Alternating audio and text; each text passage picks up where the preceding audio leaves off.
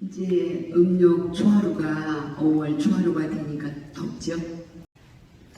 부처님 오신 날을 거룩하게 잘 지내고 이렇게 초하루나 오셨습니다. 정말 대단하십니다. 평일에 다 종교에서 그럽니다. 불교는 뭐를 믿고 이렇게 배짱이 좋은지. 아직도 시대가 어느 시대인데 거지도 일요일 날은 어디로 가지 않는다는데 평일에 그렇게 법회를 보고 기도를 한다고 합니다. 우리는 우리 나름대로 복이 있기 때문에 그렇게 요일에 연연하지 않고 늘 부처님 법에 담겨서 기도를 합니다.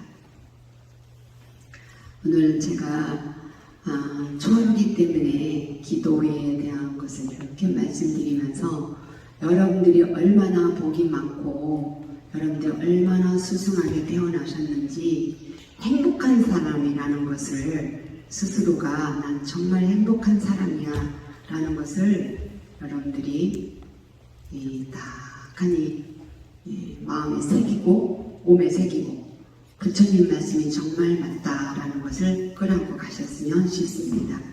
그리고 오늘 이제 이렇게 소위 설판, 공양, 발언, 제자를 하는데 소위 말하면 모든 사물에는 중심이 있어요. 중심이 있고 받침이 있습니다.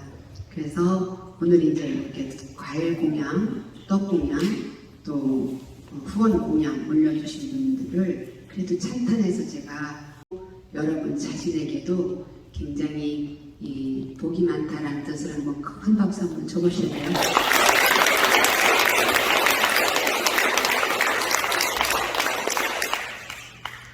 그래하고 기도가 정말 이제 1차적인 기도가 있고 2차적인 기도, 3차적인 기도가 있습니다.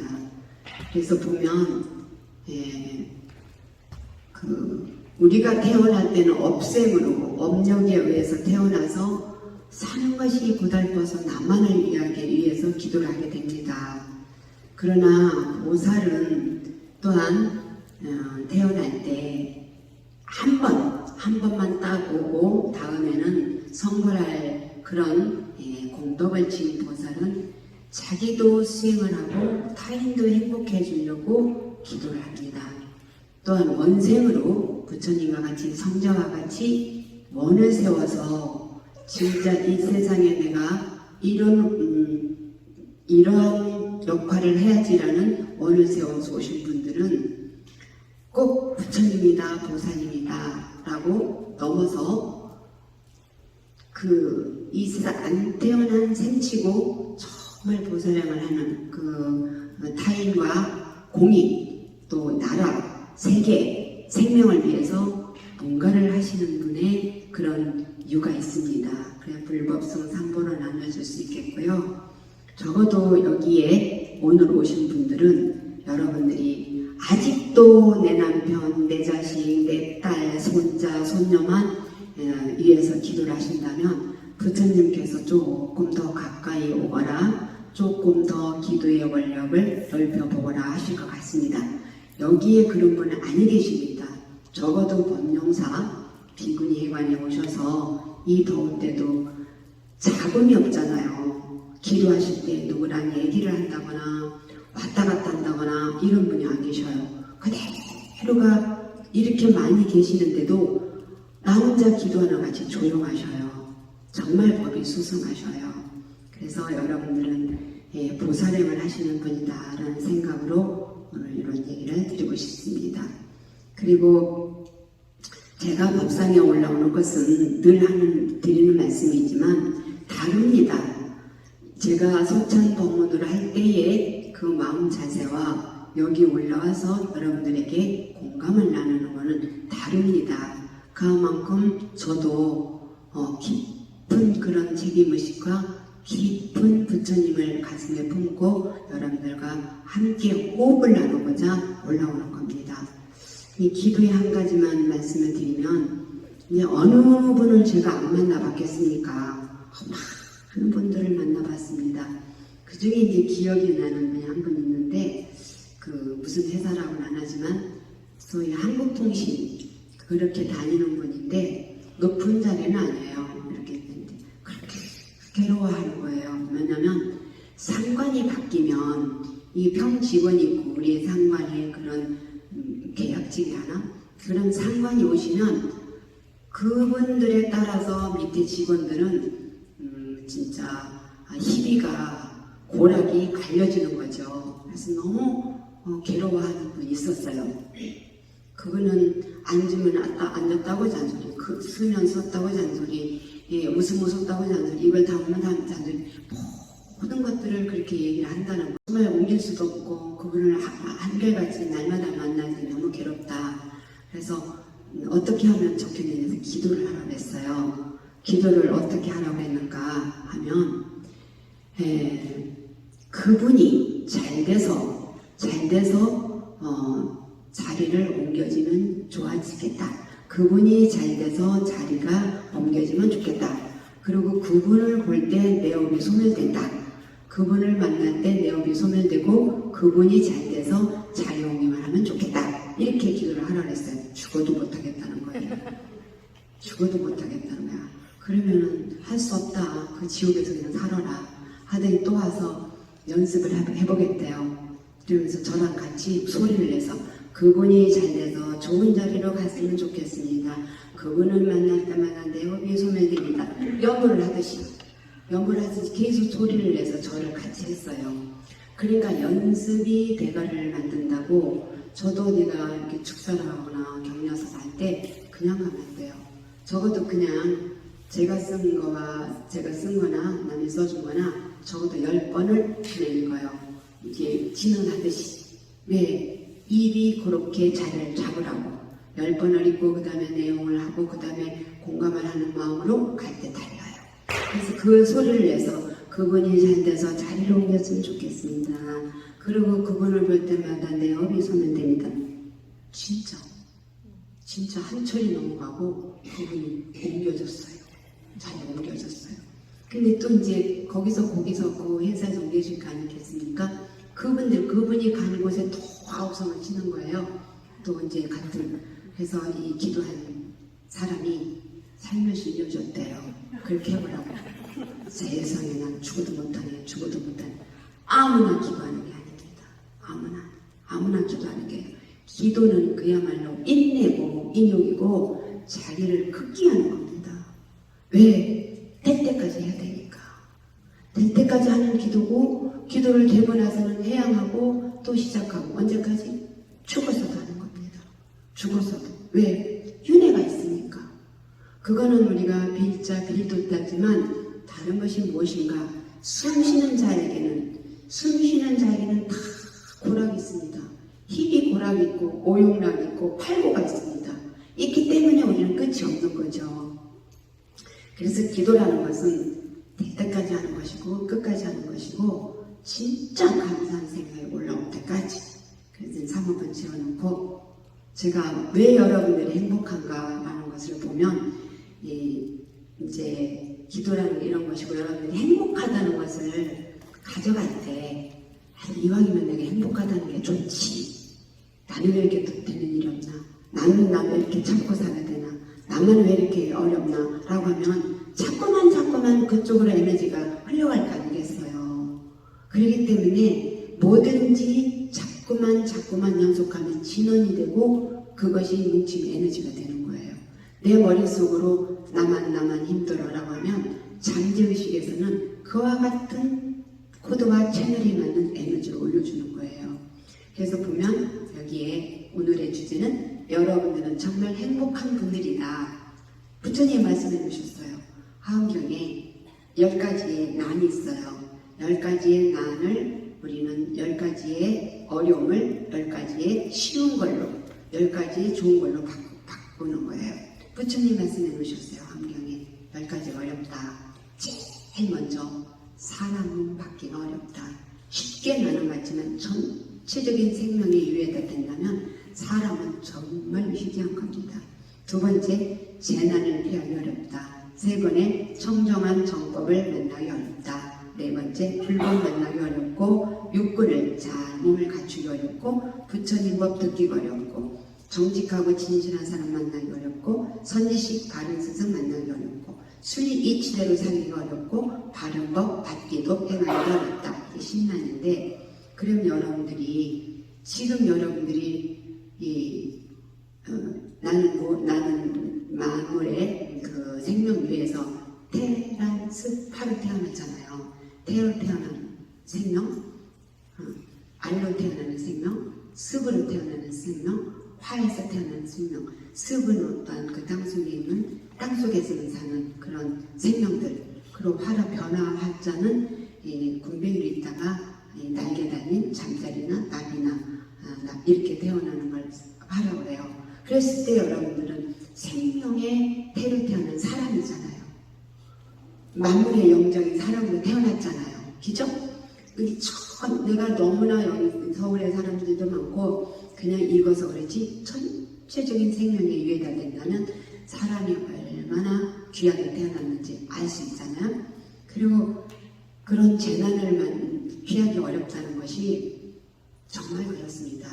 지진에 대한 두려움. 보면 지진이라든가 화산이 얼마나 무섭습니까? 돌풍, 폭풍, 폭설 얼마나 어려워요. 그래도 사계절이 뚜렷한 나라에 우리는 살고 있잖아. 얼마나 진짜 한번 생각을 해보세요. 진짜 그런가 안 그런가? 부처님 말씀이니까. 그래서 우리는 재난이 많이 있지 않는 나라에 태어나서 산다. 그리고 정법과 청정한 법을 어렵기를 원하면 환경이 정말 열악한 거 보세요. 환경이. 그리고 우리는 법치국가에 살잖아. 법치국가에. 그래서 보면은 정법에 살고 환경이 좋은 데 산다. 청정하다는 거, 정법이라는 것은 부처님 법만이 청정한 게 아니라 우리가 생각했을 때 적어도 공기를 맘 놓고 마실 수 있고 햇빛을 맘대로 쓸 수 있고 맘대로 우리 길을 걸을 수 있고 맘대로 물을 먹을 수 있고 지금은 우리가 물을 사 먹지만 그래도 산중에 가면 그냥 먹습니다. 그냥 물을 먹는 나라는 진짜 우리나라에서 몇 개 되지 않습니다. 그래서 그런 나라에 산다는 거. 그리고 불법 만나기 어렵다는 것은 중요합니다. 왜 중요한가? 인과를 모르면 사람이 막행막식하고 살게 됩니다. 인과를 알기 때문에 우리는 그래도 기다릴 줄 알고 참을 줄 알고 이렇게 더워도 우리는 참으면서 기도하잖아요. 그리고 불교가 불법 만나기가 어렵다는 것이 꼭 이제 이렇게 물어요. 절에를 다니는 것이 무엇이 좋은가? 라고 물으면 거의가 연세 드신 분들이 무엇을 성취했고 뭐가 어떻게 됐고 이렇게 말씀하시잖아요. 마음이 편안하다고 그러셔요. 절에 오래 다닌 분들은 마음이 편안하다고. 그게 왜인가 하면 우리는 계속 불안한 세상을 살잖아. 계속 치고하고 살잖아. 달릴지자 구할고자 경쟁하고 살잖아요. 근데 그게 다 이루어지느냐는 거예요. 근데 안 이루어질 때마다 남을 원망하거나 또 뭐 탓을 하거나 나는 되는 일이 없어 뭐 때문에 그래 욕을 하거나 할 때마다 누구 손해입니까? 내 손해잖아요.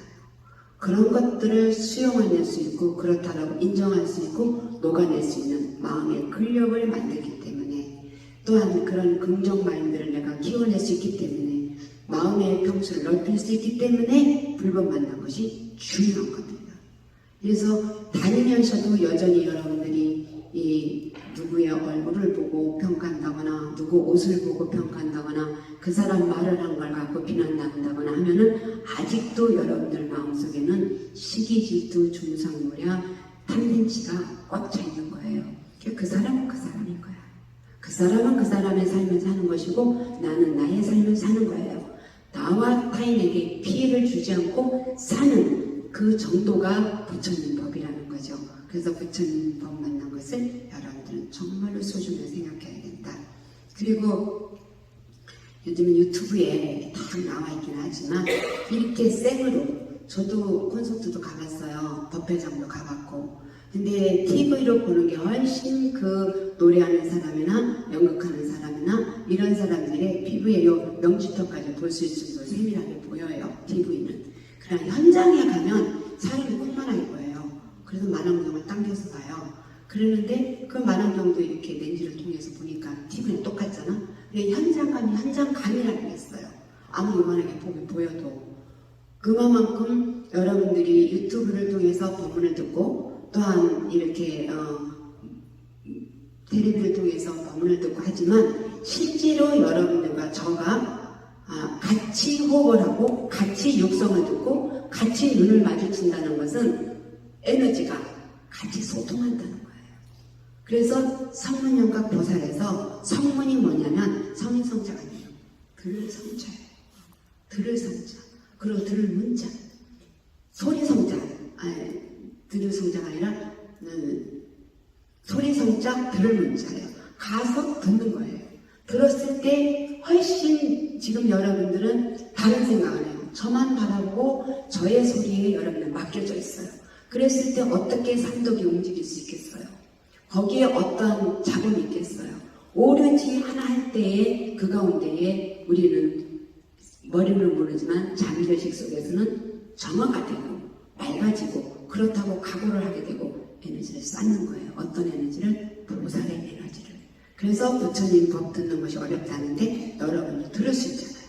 지금 이 시간에도 얼마나 많은 사람들이 땀을 흘리면서 또 얼마나 많은 사람들이 이 어려움을 겪겠어요. 그때 그 반대로다가 즐기는 사람도 있고 또 안락한 사람도 있지만 안락한 사람이 많겠어요? 어려운 사람이 많겠어요? 어려운 사람이 훨씬 많아요.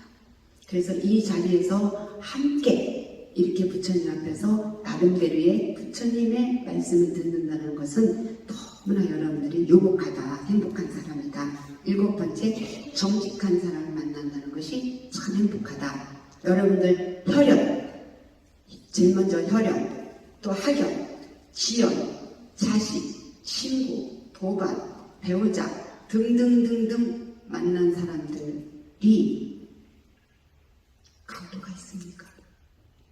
도덕이 있습니까? 사기꾼이 있습니까? 누가 있습니까? 얼마나 다양스러워요. 안 그렇겠어요? 그래도 그런 분들을 안 만났다기보다 여러분들이 복이 많아서 올 수 있다는 걸 감사하게 여기면서 이 순간이라도 그러한 분들을 위해서 한 번이라도 그분도 살려고 그러는구나. 그분들도 살려고 그러는구나 라는 생각을 할 때 우리는 또한 도사심을 키울 수 있습니다. 나쁜 사람이야. 그 사람 만나면 안 돼 라는 건 중생심이고 그분들도 살려고 어쩔 수 없이 업력에 의해서 그렇게 사라지는구나 라고 할 때 우리는 또한 보살심을 키운다라는 거죠. 8번째, 선지식 가는 스승 만나기 어렵다. 여러분들이 그래도 저를 비롯해서 여러분들도 배울 수 있는 스승, 믿을 수 있는 스승, 존경할 수 있는 스승을 만나서 그래도 배웠잖아요. 그래도 배웠잖아요. 그리고 배울 수 있잖아요. 스승은 옆에 있는 분도 스승이에요. 조금만 지나가면 선악이 개오사라는 말이 있어요. 선의는 내가 바라보고 저렇게 해야지 라는 것이 그 스승이고 악의는 보면서 나는 저렇게 하지 말아야지 라고 하는 교훈을 줄 수 있기 때문에 선, 악이, 다객자, 개오사가 나한테 스승이다 이 소리입니다.